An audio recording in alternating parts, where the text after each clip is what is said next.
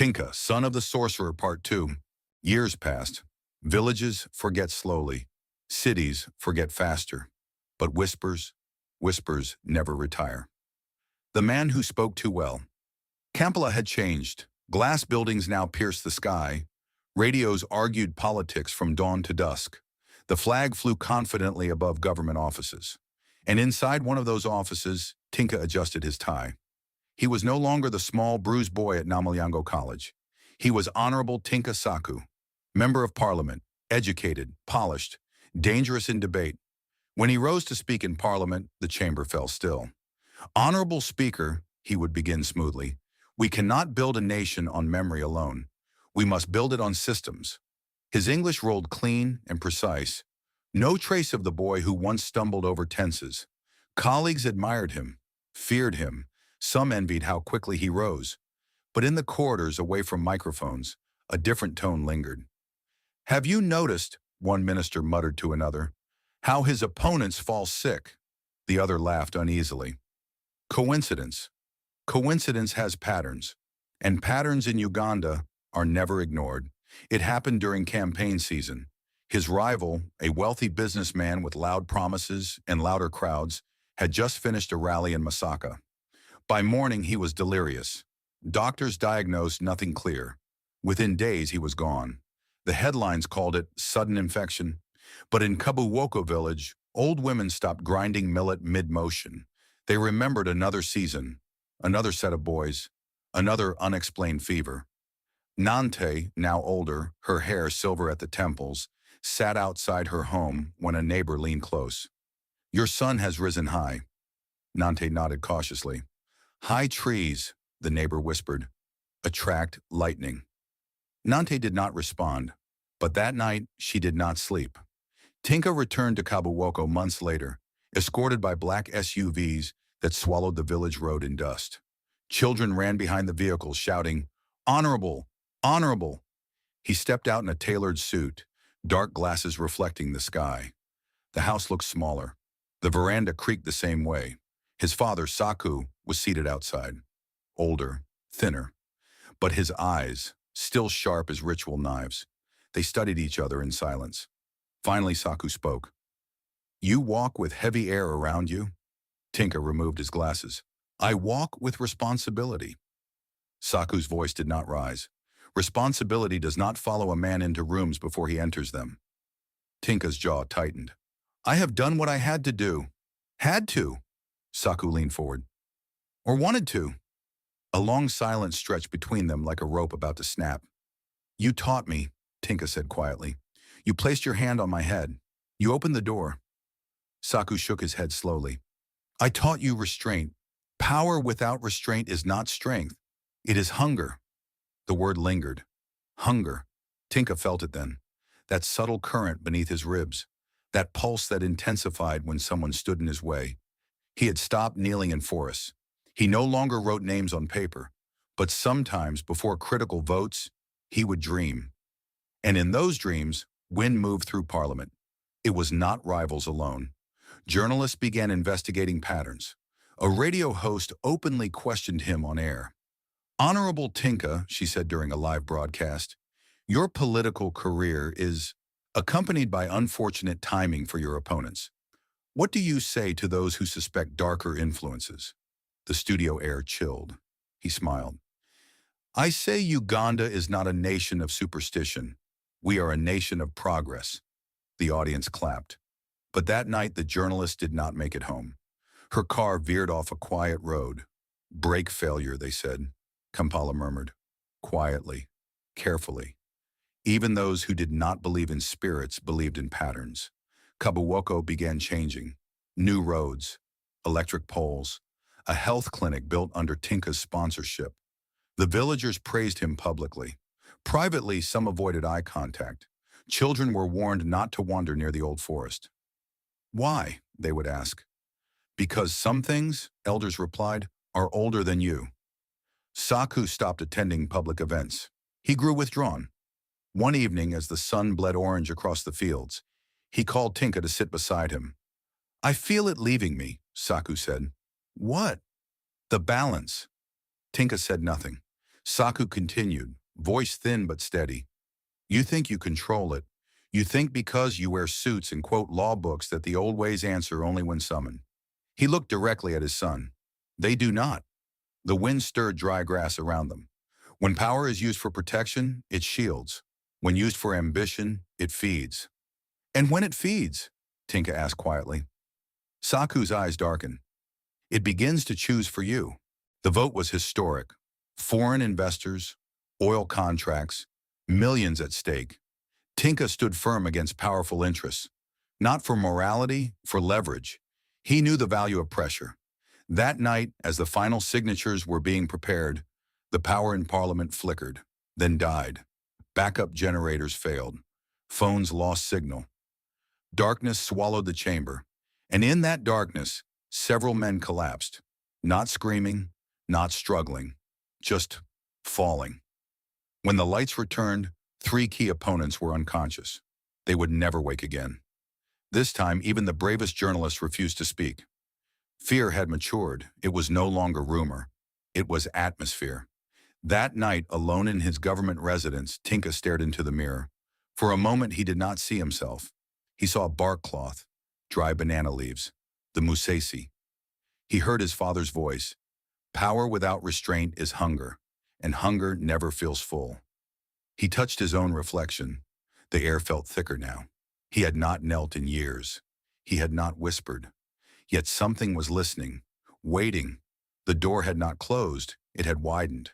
In Kabuwoko, a small boy sat on the same veranda Tinka once occupied. Saku's grandson, curious eyes, restless fingers. Grandfather, he asked one afternoon, is it true our family has special gifts? Saku looked at the child, then at the forest, then at the sky. Yes, he said softly, but gifts are not always blessings. Far away in Kampala, a sudden gust of wind swept through an open window in Tinka's office. Papers scattered. A photograph fell. It was the old-school picture from Namayango College. The boys in the back row seemed almost clearer than before. Watching, waiting, and somewhere deep beneath polished floors and parliamentary speeches, something older than politics shifted. Uganda had entered a new era under the National Resistance Army decades ago. But some forces do not retire with regimes. Some rise with them, and Tinka was no longer just a man in power. He was a door, and something was walking through. The first sign was small, too small for newspapers, too quiet for parliament, too subtle for men who only fear guns. It came as a cough, not in Kampala, not in the polished residence of Honorable Tinka Saku. It came in Kabuwoko, in the chest of a child. Saku's grandson was named Kato, 7 years old, eyes wide like someone who hears what others miss. He would sit near the old mango tree behind the house and stare toward the horizon where the forest line darkened the earth.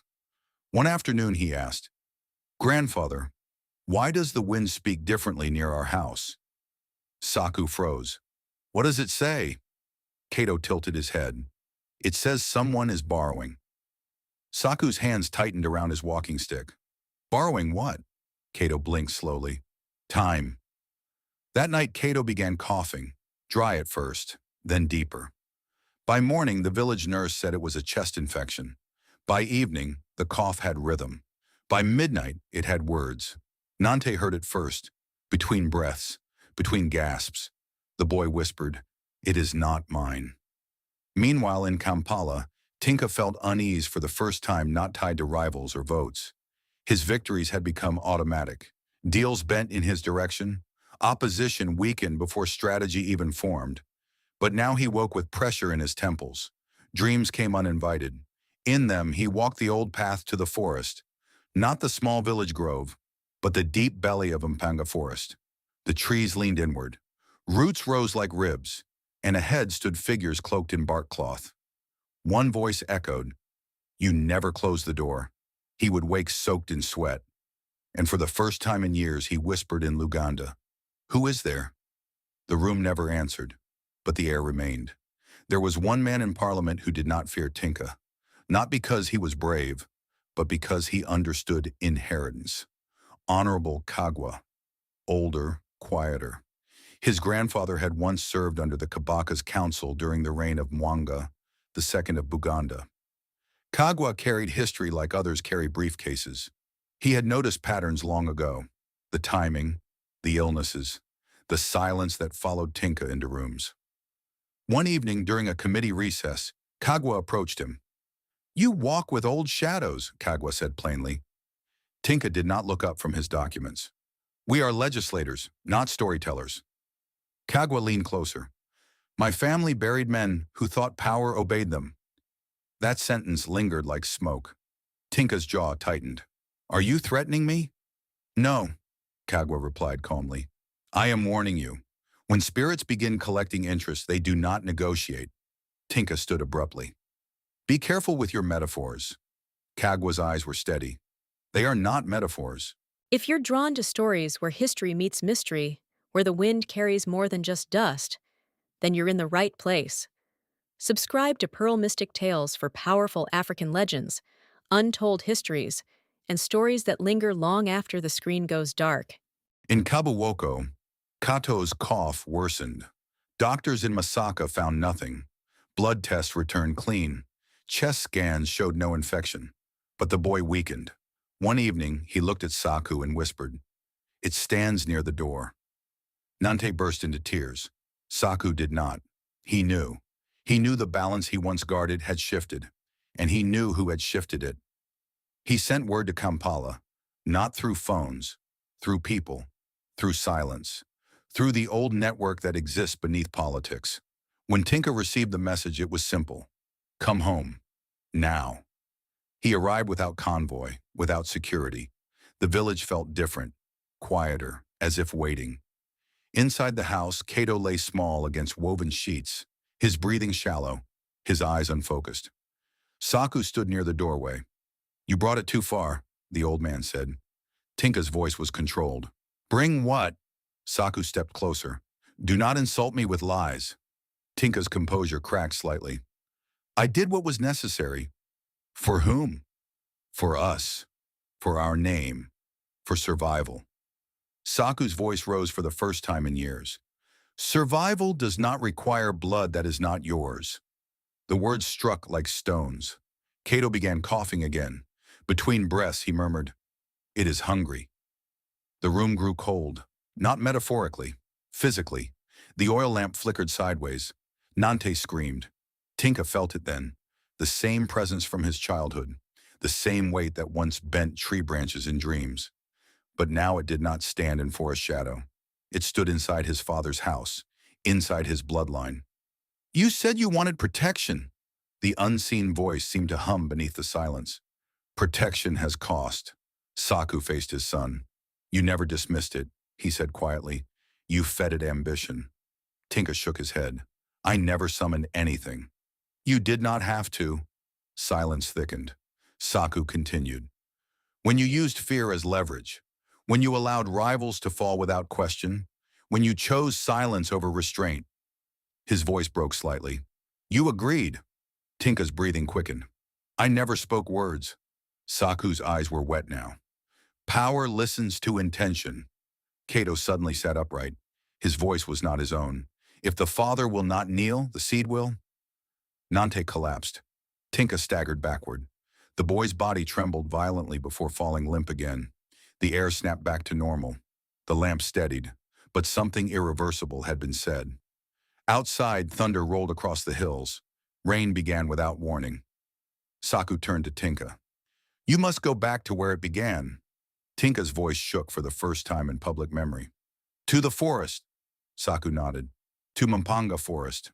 "And do what?" Saku's answer was steady. "Finish what you opened." Far away in Kampala, news broke. Honorable Kagwa had collapsed unexpectedly during a press conference. Alive, but barely. The pattern was tightening. The hunger was learning names.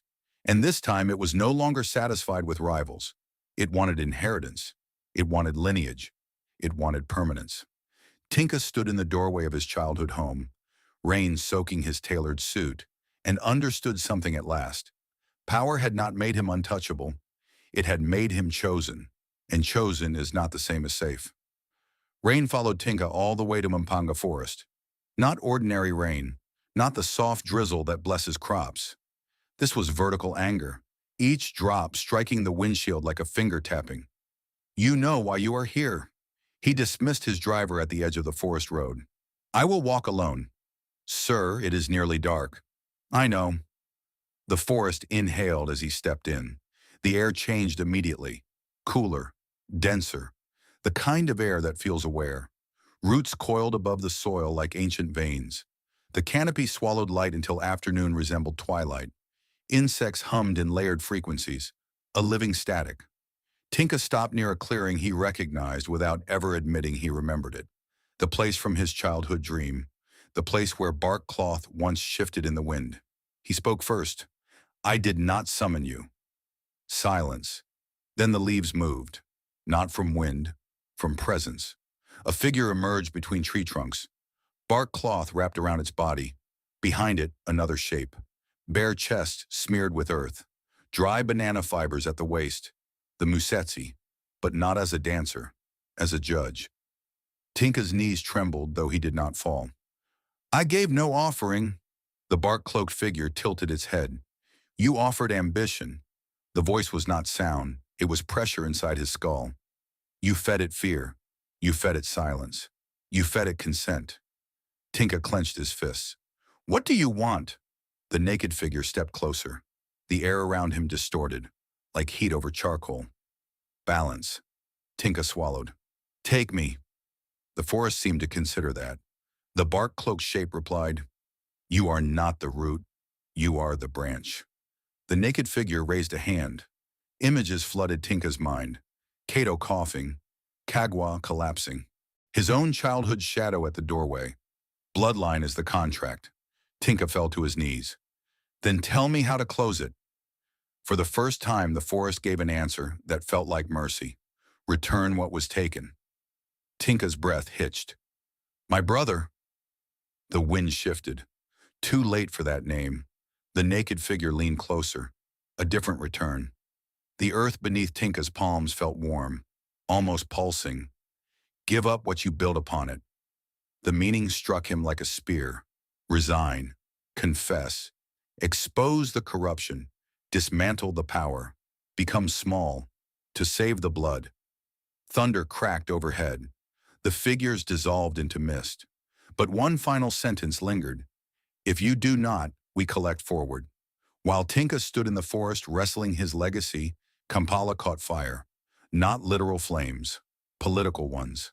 Honorable Kagwa regained consciousness. And he spoke. At a press briefing the next morning, pale but resolute, he said, There are forces at play in our leadership that are not merely political. We must examine the cost of our rise. Reporters laughed nervously, but the cameras kept rolling. Then an anonymous dossier surfaced. Financial irregularities, land seizures, backroom deals tied to Tinka's name. By midday, his party leadership was divided. By evening, opposition MPs demanded investigation. Social media in Uganda turned volcanic. Even state radio mentioned ethical scrutiny. The ground beneath him was moving, and for once he had not engineered it. In Kabuwoko, something subtle changed. The night felt lighter. Kato's fever broke just before dawn. His breathing steadied. He slept. Deeply, peacefully. Nante held his hand and wept quietly. Saku stood outside beneath the mango tree. He looked toward the forest line. He whispered, He has chosen. And somewhere far away, wind passed through banana leaves like applause. 2 days later, Honorable Tinka Saku stood before Parliament. No tailored arrogance, no rehearsed dominance. His voice was measured. I have benefited from structures that harmed others. I resign effective immediately and request full investigation into my dealings. The chamber erupted. Shock, chaos, whispers. Some called it strategy. Some called it madness. Kagwa watched him carefully. Their eyes met across the hall. Kagwa gave a small nod. Not victory, recognition. That night, alone in his Kampala residence, Tinka felt it again. The cold air, the presence. He did not resist this time. I have done it, he said into the darkness. Silence, then warmth. Not heat, not fear, absence. The hunger had stepped back, not gone, but satisfied. For now. Tinka aged quickly after leaving politics. Power drains slowly when you stop feeding it. Cato grew strong, studious, observant, but different. He did not chase office. He chose law, transparency, systems. One evening as a young man, Cato asked his grandfather, "Why did you resign?" Tinka looked toward the forest horizon. "Because some victories are theft." Cato nodded slowly. "And did it end?" Tinka's eyes softened. It paused. In Uganda's parliament, reforms began quietly over the years. Stronger audits, public oversight, community councils revived. Kagwa retired peacefully. Saku passed away one dry season morning under the mango tree. Tinka died years later. Not violently, not mysteriously, just a man. But sometimes in Kampala, when a politician rises too fast, when rivals fall without explanation, when ambition grows teeth, old elders whisper one sentence: be careful what protects you, because the path listens, the forest remembers, and power always keeps accounts.